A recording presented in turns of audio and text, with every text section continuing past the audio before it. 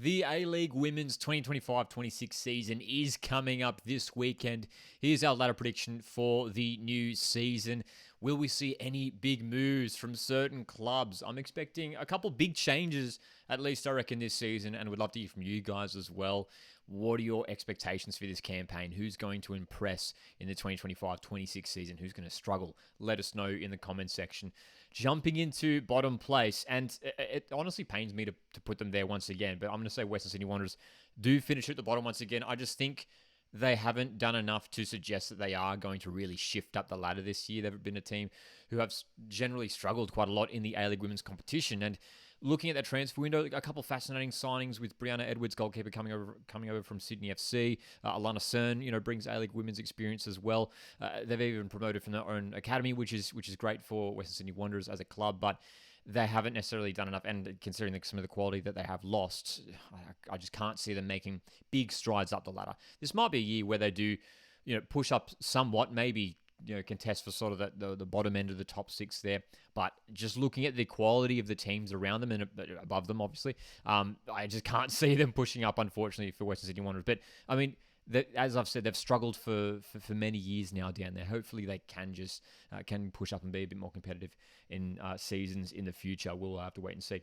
Next up, 10th place, I've got Newcastle Jets. So again, it was this was where Newcastle Jets finished last season, right? That second bottom position. Obviously no Western United in this season coming up. But for Newcastle Jets, again, a transfer window that hasn't been incredible in terms of when you look at the ins and outs and comparing it there. Again, there's not much suggestion that their squad overall has improved. They've managed to re-sign some of those solid players who have been there for a number of seasons now. The likes of Emma Dundas, Josie Allen's there once again as well. They've got a solid sort of core to that squad. Natasha Pryor, Matilda's defender, is there at the Jets once again, but I feel like they might be lacking some quality just to really elevate that squad, similar to what I was saying with Western Sydney Wanderers. So I think it might be another year towards the bottom for the Jets. And in ninth place, Perth Glory. These three teams I would like to see do well, man. I know they finished towards the bottom last year as well. And I am curious about some of the signings that Perth Glory have made. I think Rolla Badawia coming back to the A-League, that's a good signing for Perth Glory there. She'll hopefully bring the goals for Perth Glory. They've signed a number of young players as well. Julia Sardo coming in as well, Teresa Morrissey, Emma Tova. So they've got some new faces coming in to really sort of freshen up that squad a little bit. And obviously with Perth Glory, the big factor with that club in the women's and the men's competition is the travel. It is a big factor that does affect the seasons sometimes. And Perth Glory, if they can, the key thing I think for them is just making sure they establish some good, strong, consistent home form. If they can do that, they could push back up into finals this year, but I don't know if they have enough to do it this time around. So that's my bottom three. Shifting on from there, 8th place, we're getting close to the top six. I've actually got Canberra United. I think they might just drop away a little bit this season. Don't get me wrong, I'm not expecting them to completely fall apart, but I think there's a few teams who might be jumping above Canberra this year. I think you look at last year, and I mean, we had the likes of Sydney FC down there, which was one of the big shocks of last season. And Canberra United have generally been a very competitive side when it comes to the A-League women's competition. Some of their signings are really interesting. Nanako Sasaki coming into the side as well. Chiara De Domizio looks like a good signing. Sasha Grove coming in as well. Jasmine Wardlow, former Central Coast Mariners defender, joining Canberra for this season. And only a couple outs to report for Canberra United. Michelle Heyman is there once again. That is obviously a key re-signing for Canberra to have Matilda Strucker, Michelle Heyman. And that might be the key for Canberra. Like, if they're going to make finals, it's going to be off the back of a huge season for Michelle Heyman. And it's a big one for Michelle Heyman because we know we've got the Matildas have the Asian Cup on home soil coming up next year in March. So this is an important campaign for Michelle Heyman, who isn't a quality striker, incredible player. I mean, one of the greatest all-time A-League women's players and always a top goal scorer in the A-League women's competition. She'll need to make sure that she's having a really strong and consistent season scoring goals for Canberra to ensure that she has a place in the Matilda squad for that Asian Cup next year. Because we know, obviously, with the Tillies, Sam Kerr back from injury, Holly McNamara at Melbourne City, we know that she's going to be competing for a forward position as well. Other players probably overseas as well. I think Michelle Heyman would be there. If I was picking the squad, I would put Michelle Heyman in there, and I think she will have a good season, and she should be in that Asian Cup squad. But yeah, she'll have to make sure that she is just maintaining that form throughout this season. So if If she does, Canberra could certainly push up into finals this year, but I've got them finishing in 8th place for me. And then just missing out on finals, I've got Brisbane Roar. Now, Brisbane Roar is a really, really interesting one. I mean, they've made a lot of big moves in the transfer window. If you look at the ins and outs, there's been a lot of movement at Brisbane Roar. And there's some signings here to suggest that they have actually improved from last year, but I think they might just miss out again. I think, look, bringing in Matilda's goalkeeper, Chloe Lincoln, is a huge, huge boost there for Brisbane Roar. Sean Fryer as well, returning to the Roar. Another huge signing for Brisbane Roar. So those are the two key ones that I look at just because of their, obviously, some experience with the Matildas there, obviously limited experience, but those are two quality players who are going to boost the quality of the squad here at Brisbane Roar, and Sean Fry will be so key for Brisbane. It could be a real outlet going forward as well. We know with her pace down the left-hand side, she's so dangerous. So a team to watch this season, Brisbane Roar. If they go on a really strong start, if they win their first few games, get some good home form in those first couple of months, they certainly could be one of those top 6 teams. I think they will be really, really competitive this season. I do like the squad that they have built. Tamiki Yallop is there once again, of course, with that Matilda's experience. So the quality is there. Have they got enough to push into the top 6? I'm not confident enough to say yes, but they will be very, very close. Finishing in 6th place, though, for me, my team, Central Coast Mariners. And the reigning champions finished 4th last season in the league and, of course, went on to win the championship. An interesting season coming up for the Mariners. And I'm saying 6th.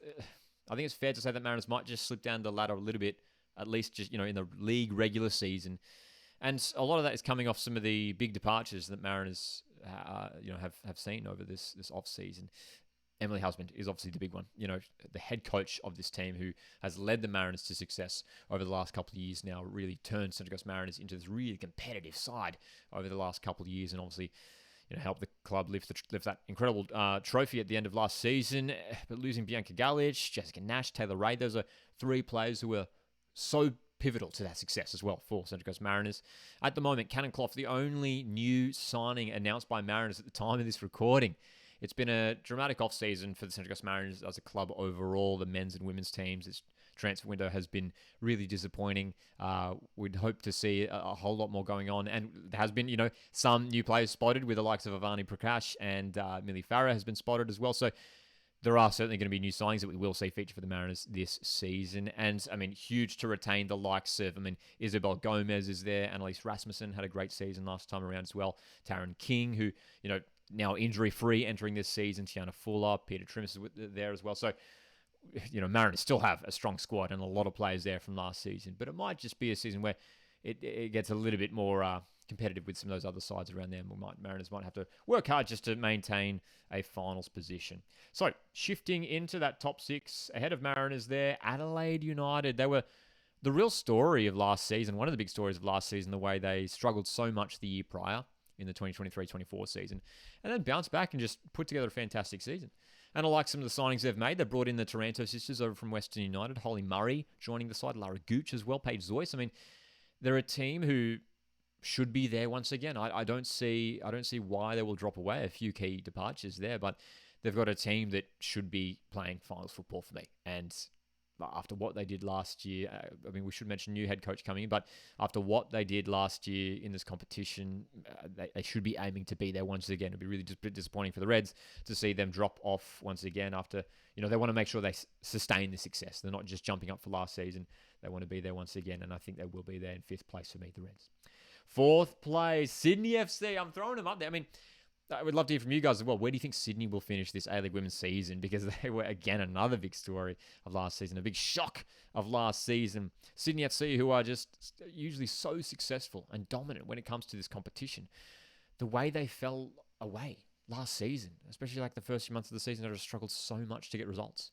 They pulled it back a little bit towards the end of the season, but I think you look at the transfer window and I think they've realised that they're not going to accept that. They're not going to accept a season like last season again.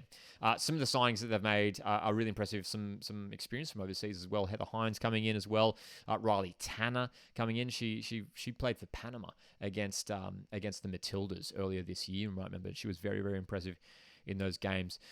Experience and quality all over the park. Bianca Galich coming in from Central Coast Mariners as well is a good signing. Amelia Casa joining the side. So a lot of outs certainly for Sydney FC, but they have brought in some really high quality and experienced players and I think they will return to finals this season. I think with the squad they have this year, even with the squad they had last year, it wasn't like their squad was all that bad last year. It's just incredible that they did drop away so much. They should be finals, and I think fourth position is certainly a reasonable expectation for Sydney heading into this new season. Heading into the real top positions now, Wellington Phoenix in third. This is maybe the hot take of this ladder prediction. Wellington Phoenix. And for me, look, it's all off the back of their incredible transfer window. This transfer window for Wellington has just been incredible. Signing after signing, just incredible names coming in. I mean, Lucia Leon coming in from Adelaide United, Ellie Walker, Tessel Midag coming in, Victoria Essen as well. They've brought in some quality names that I think that they've been missing maybe in recent seasons to help them maintain that consistency and push in and really turn, I think these new signings will help turn this side into a finals team this season. And I'm saying third place. I think if it all gets clicking here for Wellington Phoenix, and as we know, Bev Priestman, new head coach coming in as well. Great head coach to be coming in and coaching in the A-League Women's competition. I mean, the ingredients are there for Wellington to have a really successful season. I think this is probably the strongest squad that they have put together in that club's A-League Women's history. Third place. Let's do it. Why not? I think Wellington Phoenix fans should be optimistic heading into this season. So that means I've got the two Melbourne sides up top. Who's coming in second place? City. I think Melbourne City are there.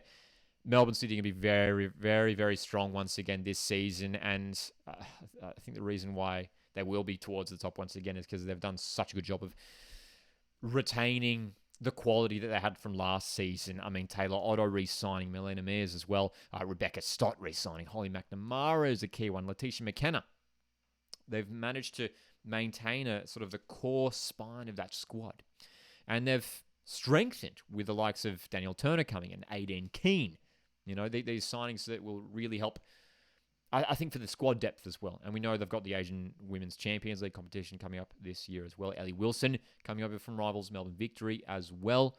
A lot to talk about here for this Melbourne City squad. They've got a strong squad, a deep squad, probably some of the best squad depth in the competition here at Melbourne City. But I am saying that their rivals Victory finish above them. I think with Melbourne Victory, they're a team who, again, are just consistently towards the top of the A-League Women's ladder, and I think this is the year where they do finish top. I don't know if I'm going to go ahead and say they'll be champions, but they should be towards the top. I think they've already got such a strong squad, and again, re-signing the likes of Alana Janczewski, Holly Furphy there once again, Courtney Newbon, quality goalkeeper as well, Rachel Lowe, Nikki Flannery. I mean, it's a team already with so much quality, and they've taken it another level up with the likes of Taylor Ray coming in. Kennedy White joins the side, interesting signing. Sienna Silvestre coming over from Western Sydney Wanderers, Chelsea Blissett as well. I mean, Rihanna Polacina coming over from rivals Melbourne City is a really impressive signing also. Like, this is, for me, on paper, probably the best squad in the competition here at Melbourne Victory, and I think they will just finish ahead of Melbourne City. But I tell you what, I wouldn't be surprised if this is an A-League Women's season where those two Melbourne teams are really neck and neck the whole way. There might be only a point or two in it come the end of this season. So hopefully it's a really exciting premiership race this upcoming campaign. There's my A-League Women's ladder prediction. Drop yours in the comments section. How are you expecting your team to fare this 2025-26 season? Thanks, guys, for tuning in. Hit the like button on the way out, and I'll see you in the next one. Cheers.